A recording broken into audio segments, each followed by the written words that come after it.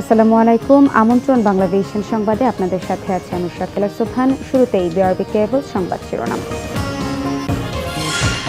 করোনার টিকা দ্রুত আনতে সব ধরনের চেষ্টা করছে সরকার। জাতির উদ্দেশ্যে ভাষণে বললেন প্রধানমন্ত্রী। নাগরিক ও গণতান্ত্রিক অধিকার নিশ্চিতের ঘোষণা।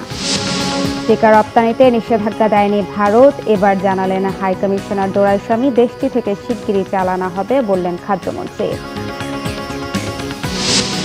ঢালাও সুযোগ পেয়ে সোয়া 10,000 কোটি টাকার রং বদলেছেন অবৈধ আয়ের মালিকরা। মহামারীতে হুন্ডির সুযোগ কমায় জরিমানা দিয়ে নিয়েছেন রেকর্ড পরিমাণ বৈধতা। দেখছিলেন বিআরবি কেবল সংবাদ শিরোনাম। এবার বিস্তারিত। প্রধানমন্ত্রী শেখ হাসিনা জানিয়েছেন, করোনা মোকাবেলায় কাজ করা ডাক্তার, নার্স সহ সম্মুখ যোদ্ধারা আগে টিকা পাবেন। বর্তমান সরকারের 2 বছর পূর্তিতে জাতির উদ্দেশ্যে দেয়া ভাষণে গতকাল তিনি এ তথ্য জানান। প্রধানমন্ত্রী বলেন, আইনের শাসন সমুন্নত রেখে মানুষের নাগরিক ও গণতান্ত্রিক অধিকার নিশ্চিত করতে যা যা করা প্রয়োজন সরকার তা করবে।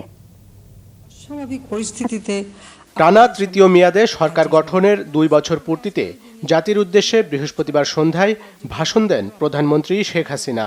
তিনি বলেন, মহামারী করোনার কারণে 2020 সাল অতিক্রম করতে হয়েছে গভীর সংকটের মধ্য দিয়ে। মৃত্যুহার কম জানিয়ে দেশে করোনা নিয়ন্ত্রণে সরকারের নেওয়া পদক্ষেপের কথা তুলে ধরেন প্রধানমন্ত্রী। আমরা সর্বোচ্চ চেষ্টা করে যাচ্ছি এই মহামারী নিয়ন্ত্রণে রাখার। আশার কথা, বিভিন্ন দেশে কোভিড-19-এর টিকা প্রদান শুরু হয়েছে। বাংলাদেশেও আমরা দ্রুত টিকা নিয়ে আসার সব ধরনের চেষ্টা করছি। টিকা আসার পরপরই চিকিৎসক, স্বাস্থ্যকর্মী, আইন শৃঙ্খলা বাহিনীর সদস্য সহ সম্মুখ সারির যোদ্ধাদের অগ্রাধিকার ভিত্তিতে টিকা প্রদান করা হবে।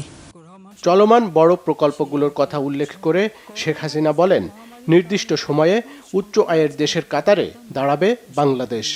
2009 সালে রাষ্ট্র পরিচালনার দায়িত্ব গ্রহণের পর আওয়ামী লীগ সরকারের গত 12 বছরের শাসনামলে বাংলাদেশ বিশ্বের বুকে একটি আত্মমর্যাদাশীল দেশ হিসেবে প্রতিষ্ঠা পেয়েছে। আর্থসামাজিক এবং অবকাঠামো খাতে বাংলাদেশের বিস্ময়কর উন্নয়ন সাধিত হয়েছে। উন্নয়ন যেন বাধাগ্রস্ত না হয় সে ব্যাপারে সতর্ক থাকার আহ্বান জানান প্রধানমন্ত্রী। উন্নয়নের পথে সকল প্রতিবন্ধকতা দূর করতে আমরা বদ্ধপরিকর। কিছু অসাধু মানুষ নানা কৌশলে জনগণের সম্পদ কুক্ষিগত করার অপচেষ্টায় লিপ্ত থাকে। আমরা দুর্নীতির বিরুদ্ধে কঠোর অবস্থান নিয়েছি। দুর্নীতিবাজ যে দলেরই হোক আর যত শক্তিশালী হোক, তাদের ছাড় দেওয়া হচ্ছে না এবং হবে না। এ ব্যাপারে দুর্নীতি দমন কমিশন স্বাধীনভাবে তাদের দায়িত্ব পালন করছে। আইনের শাসন সমুন্নত রেখে মানুষের নাগরিক এবং গণতান্ত্রিক অধিকার নিশ্চিত করতে যা যা প্রয়োজন আমরা তা করব। শেখ হাসিনা বলেন, দেশ অনেক দূর এগিয়েছে, আরও বহুদূর যেতে হবে। পরিশ্রম, সততা, দেশপ্রেমের মধ্য দিয়ে কাঙ্ক্ষিত গন্তব্যে পৌঁছার আশা ব্যক্ত করেন টানা 3 বারের প্রধানমন্ত্রী শেখ হাসিনা। সুন্দর জীবন যাপন করেন। আরিফুল হক, বাংলা ভিশন, ঢাকা। জয় বাংলা, জয় বঙ্গবন্ধু। দলের শৃঙ্খলা রক্ষা ও স্বার্থ পরিপন্থী কর্মকাণ্ড থেকে বিরত থাকতে নেতাকর্মীদের প্রতি আহ্বান জানিয়েছেন আওয়ামী লীগের সাধারণ সম্পাদক ওবায়দুল কাদের। নিয়মিত ব্রিফিংয়ে গতকাল তিনি এই আহ্বান জানান। দলের শৃঙ্খলা ও স্বার্থ পরিপন্থী কর্মকাণ্ড থেকে আপনারা বিরত থাকুন। দলের ভবিষ্যৎ কার্যক্রমে আপনাদের যোগ্যতার যথাযথ মূল্যায়ন করা হবে। অন্যথা এ সকল সংগঠন বিরোধী কর্মকাণ্ড ক্ষমার অযোগ্য অপরাধ হিসেবে বিবেচিত হবে এবং বাংলাদেশ আওয়ামী লীগ এ ব্যাপারে কঠোর সাংগঠনিক ব্যবস্থা গ্রহণ করবে। বিএনপির সিনিয়র যুগ্ম মহাসচিব রুহুল কবির রিজভীর অভিযোগ, করোনা ভ্যাকসিন নিয়ে প্রতারণা করে সাধারণ মানুষের জীবনকে মৃত্যুর মুখে ঠেলে দিচ্ছে সরকার। ঢাকা রিপোর্টার্স ইউনিটিতে গতকাল এক আলোচনা সভায় তিনি এই অভিযোগ করেন। আজকে ভারতের সাথে কোম্পানির সাথে চুক্তি করছে, বলছেন বাণিজ্যিক চুক্তি। এইখানে জনগণের কোনো স্বার্থ নেই। এখানে করোনা মোকাবেলার জন্য অথবা করোনা আক্রান্ত মানুষকে সেবা দেওয়ার জন্য যে টিকা পাওয়া দরকার, এটার কোনো কিছুই থাকবে না। এইখানে থাকবে উৎকট টাকা চুরির একটা ভয়ঙ্কর ষড়যন্ত্র থাকবে এটার মধ্যে। আন্দোলন সংগ্রামের চেয়ে কোন্দলে ব্যস্ত চট্টগ্রাম দক্ষিণ জেলা বিএনপি। অচল অবস্থা নিরসনে মূল কমিটি ভেঙে আহ্বায়ক কমিটি করা হলেও তাদের বিরুদ্ধে পদ বাণিজ্যের অভিযোগ। ফলে কোন্দল আরও বাড়ার পাশাপাশি আহ্বায়ক কমিটির পাল্টা কমিটি ঘোষণা করেছেন পদবঞ্চিত নেতারা। চট্টগ্রাম থেকে নাসিরউদ্দিনের রিপোর্ট। চট্টগ্রাম দক্ষিণ জেলা বিএনপির বিরোধ বহুদিনের।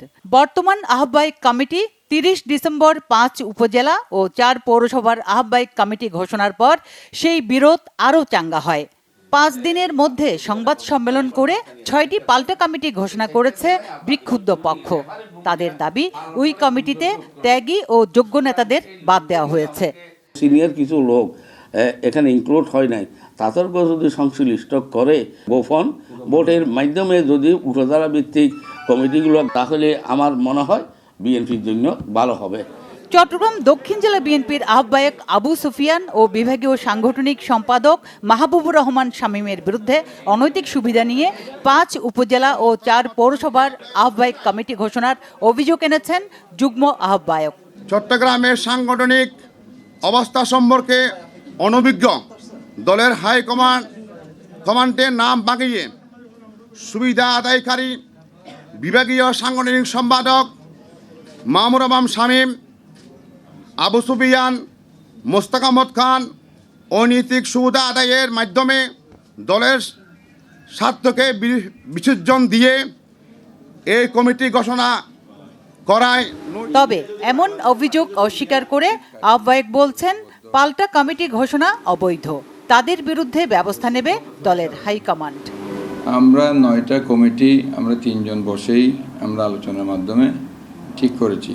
এখানে কিন্তু আব্বাস সাহেবও এই কমিটির ব্যাপারে ঐকমত ছিলেন। সংগঠনে তো পাল্টা কমিটি কোনো হিসাব নাই। সংগঠনের মূল স্রোত যাদের দায়িত্বপ্রাপ্ত নেতৃবৃন্দ যেটা কমিটি দিবে, হাইকমান্ড সেটাকেই অনুমোদন দেবে। কোন্দল নিরসনে 2019 সালের অক্টোবরে মহানগর বিএনপি নেতা আবু সুফিয়ানকে চট্টগ্রাম দক্ষিণ জেলা বিএনপির আহ্বায়ক করা হয়। কিন্তু 15 মাসের মাথায় আহ্বায়ক কমিটি ঘোষণার পর পাল্টা কমিটি দিল অন্য পক্ষ। Bangla vision news desk. রাজধানীর মাস্টারমাইন্ড স্কুলের এক শিক্ষার্থীকে ধর্ষণের পর হত্যার অভিযোগ করেছে তার পরিবার। ফারদিন ইফতেখার দিহান নামের এক ছেলে প্রেমের ফাঁদে ফেলে মেয়েটিকে হত্যা করেছে বলে জানান ভুক্তভোগীর মা। এই ঘটনায় অভিযুক্তকে গ্রেফতার করা হয়েছে, আর জিজ্ঞাসাবাদের জন্য 3 জনকে আটক করা হয়েছে। মামলা করা হয়েছে কলাবাগান থানায়। মেয়ের নির্মম মৃত্যু কোনোভাবেই মেনে নিতে পারছেন না মা। বলছেন পরিকল্পিতভাবে হত্যা করা হয়েছে তার মেয়েকে। দোষীদের দৃষ্টান্তমূলক শাস্তি দাবি করেছেন তিনি। মাস্টারমাইন্ড স্কুলের ও লেভেলে পড়তো তার মেয়ে। বৃহস্পতিবার সকালে বান্ধবীর বাসায় যাওয়ার কথা বলে বের হয়।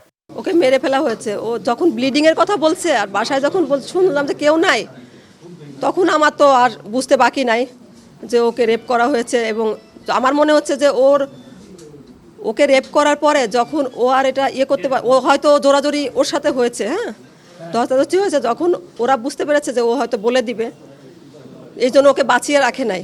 অভিযোগ করছেন প্রতারণার ফাঁদে ফেলে হত্যা করা হয়েছে তার মেয়েকে। আমার মেয়েকে মেরে ফেলা হয়েছে। আমি প্রধানমন্ত্রীর কাছে বিচার চাই, এর সঠিক বিচার হোক। কারণ ধর্ষণ করা হয়েছে, ধর্ষণে যা শাস্তি আমি সেই শাস্তি চাই। হ্যাঁ, সে পেশাদার, তার শাস্তি হোক। তাকে পটায়া নেওয়া হয়েছে, ও ট্র্যাপে পড়ে গেছে, ও স্বেচ্ছায় যায়নি।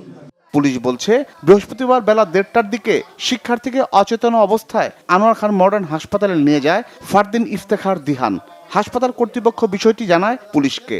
যে ছেলেটার সাথে ছিল তাকে আমরা প্রাথমিকভাবে জিজ্ঞাসাবাদ করে জানতে পারি যে তারা একসাথে ছিল। তো পরবর্তীতে ওই মেয়েটা নাকি তাদের বাসায় গিয়েছিল, তো ওইখানে তাদের মধ্যে একটা সম্পর্ক তৈরি হয়। পরবর্তীতে সে অসুস্থ হয়ে পড়লে তাকে এখানে আনোয়ার খান মডার্ন হসপিটালে এসে নিয়ে আসে। প্রাথমিকভাবে তো সেটাই আমরা জেনেছি যে মেয়েটা রেপড হয়েছিল, এবং আমরা ওই বাসা থেকে যে প্রয়োজনীয় আলামত এগুলো সংগ্রহ করেছি, এবং আমরা যে ডেড বডিটা পেয়েছি সেটা সুরতহল সম্পন্ন করেছি। আমরা আটক করেছি একজনকে, আর জিজ্ঞাসাবাদের জন্য আরও 3-4 জনকে নিয়ে এসেছি। শিক্ষার্থী হত্যার প্রকৃত কারণ উদ্ঘাটনে আরও তদন্ত দরকার বলে জানায় পুলিশ। জিয়া খান, বাংলা ভিশন, ঢাকা। ভারতের হাইকমিশনার বিক্রম কুমার দোরাইস্বামী বলেছেন, ভারত সরকার টিকা রপ্তানিতে নিষেধাজ্ঞা দেয়নি। তবে কী পরিমাণ টিকা বাংলাদেশ পাবে এবং কখন পাবে সেটা এখনও চূড়ান্ত নয়। ভারতের উৎপাদনের ওপর নির্ভর করছে কী পরিমাণ টিকা রপ্তানি করা হবে। তবে বাংলাদেশ সহ প্রতিবেশী দেশগুলো টিকা পাওয়ার ক্ষেত্রে অগ্রাধিকার পাবে বলে জানান তিনি। এদিকে খাদ্যমন্ত্রী গতকাল জানিয়েছেন, ভারত থেকে শিগগিরই চাল আনা হবে। ভারত থেকে করোনার টিকা আনার ব্যাপারে গত কয়েকদিন ধরে চলছে নানা গুঞ্জন।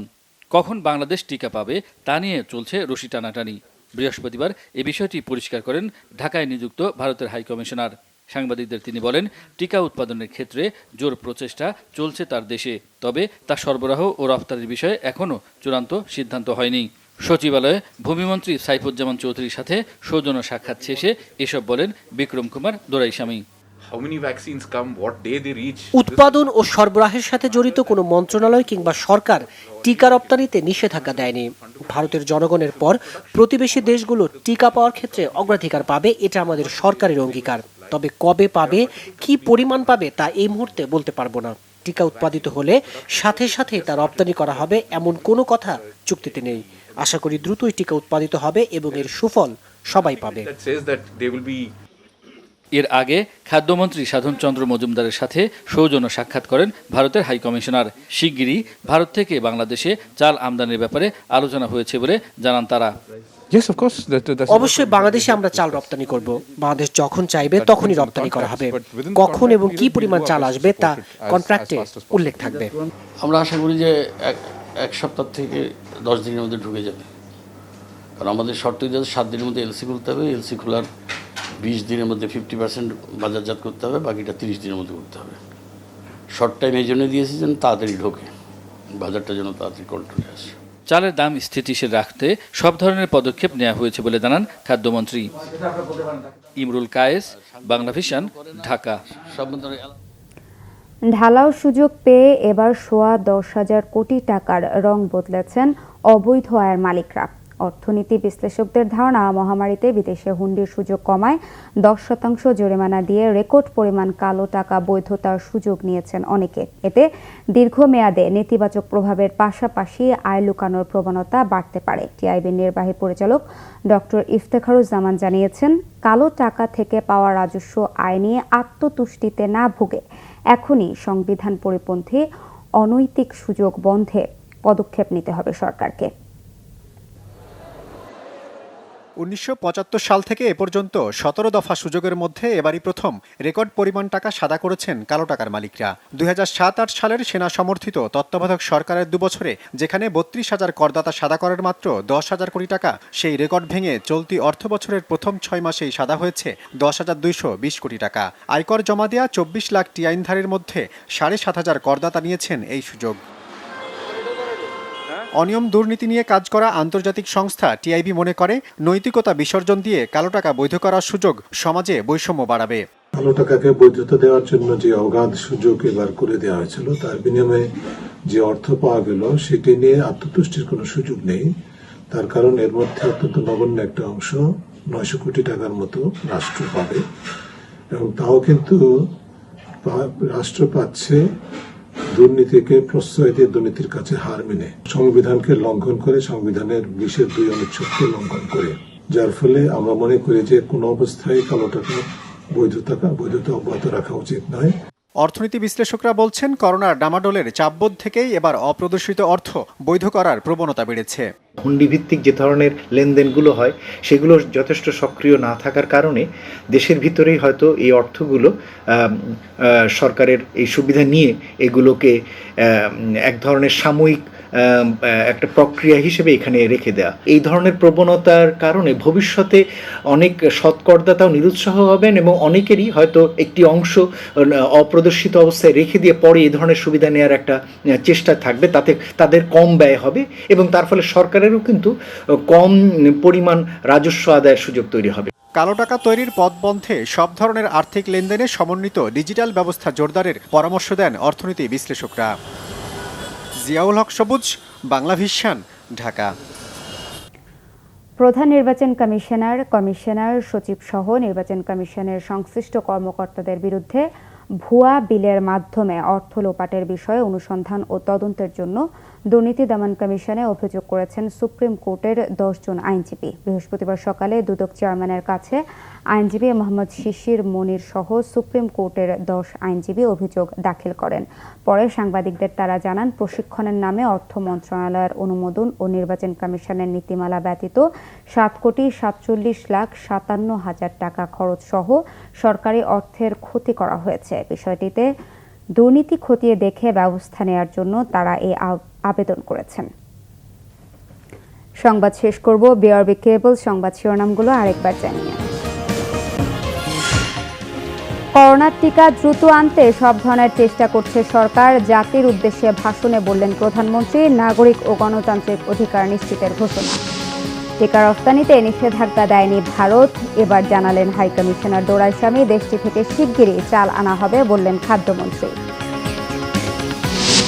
ঢালাও সুযোগ পেয়ে 10,000 কোটি টাকা রং বদলেছেন অবৈধ আয়ের মালিকরা। মহামারীতে হুন্ডির সুযোগ কমায় জরিমানা দিয়ে নিয়েছেন রেকর্ড পরিমাণ বৈধতা।